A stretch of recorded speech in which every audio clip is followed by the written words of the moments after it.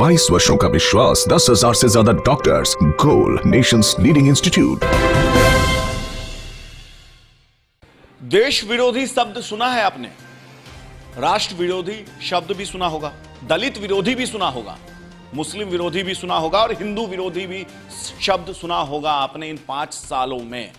जी हां, ये इन तमाम शब्दों के जरिए, या यूं कहें कि इन तमाम शब्दों पे ही हमारे देश की राजनीति इस वक्त आधारित है।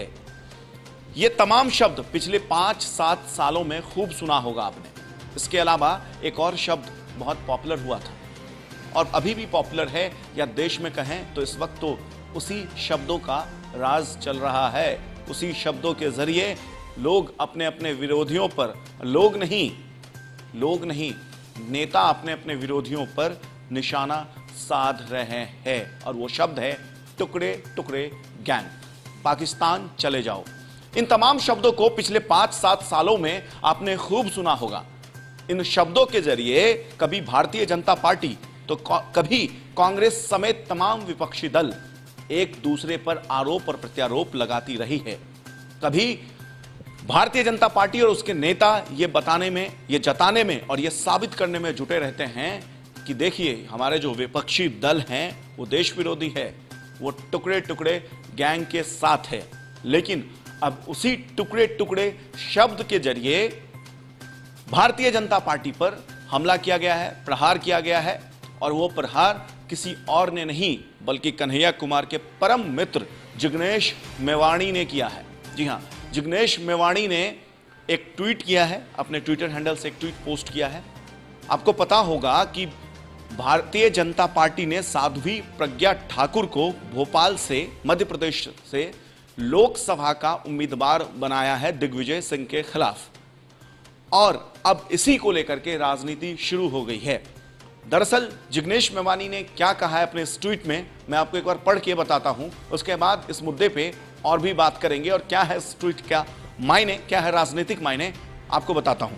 देखिए, जिग्नेश ने अपने ट्वीट में लिखा है, राष्ट्र विरोधी, हिंदू विरोधी, शब्दों पे गौर कीजिएगा, राष्ट्र विरोधी, हिंदू विरोधी, जिसने देश के टुकड़े टुकड़े करने की अपनी संघी विरासत को आगे बढ़ाते हुए भोपाल से उस साध्वी प्रज्ञा ठाकुर को टिकट दिया जिसके खिलाफ 100 से ज्यादा लोगों की हत्या करवाने की साजिश रचने का बेहद संगीन आरोप है।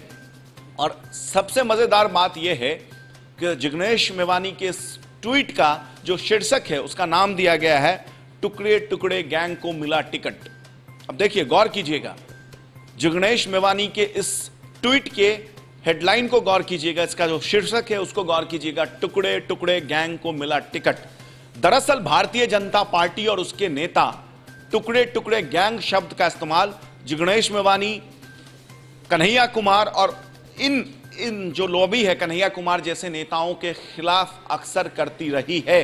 अब भारतीय जनता पार्टी के लहजे में ही उसको जवाब मिल रहा है।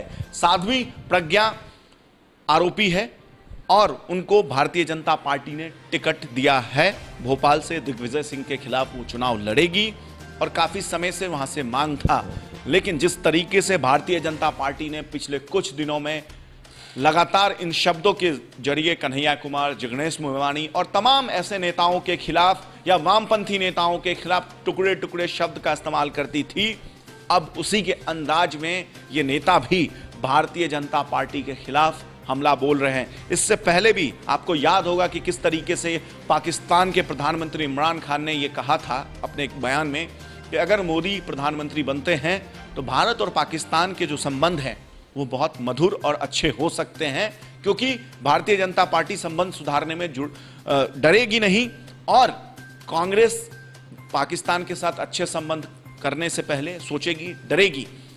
उसके बाद भी देश भर में प्रधानमंत्री इमरान खान, जो कि पाकिस्तानी प्रधानमंत्री हैं, उनके इस बयान को लेकर के प्रधानमंत्री नरेंद्र मोदी पर काफी हमला किया गया।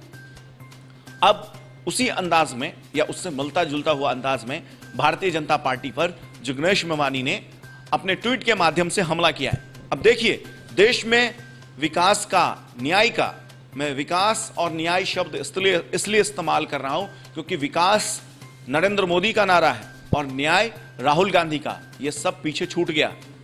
गरीबी से आजादी का मुद्दा पीछे छूट गया।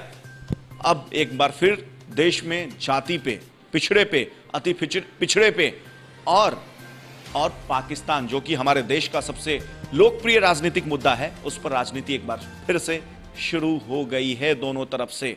तो देखते रहिए, जैसे जैसे चुनाव के चरण, अलग अलग चरण आएंगे, आपको जैसे दूसरा चरण के साथ जो इस तरीके का अंदाज देखने को मिला है, बाकी के चरण में राजनीति के फैसले के बदरंग रंग देखने को आपको मिल सकता है। तब तक के लिए मुझे दीजिए इजाजत और देश और दुनिया की खबरों के लिए देखते रहिए, पढ़ते रहिए सिटी पोस्ट लाइव।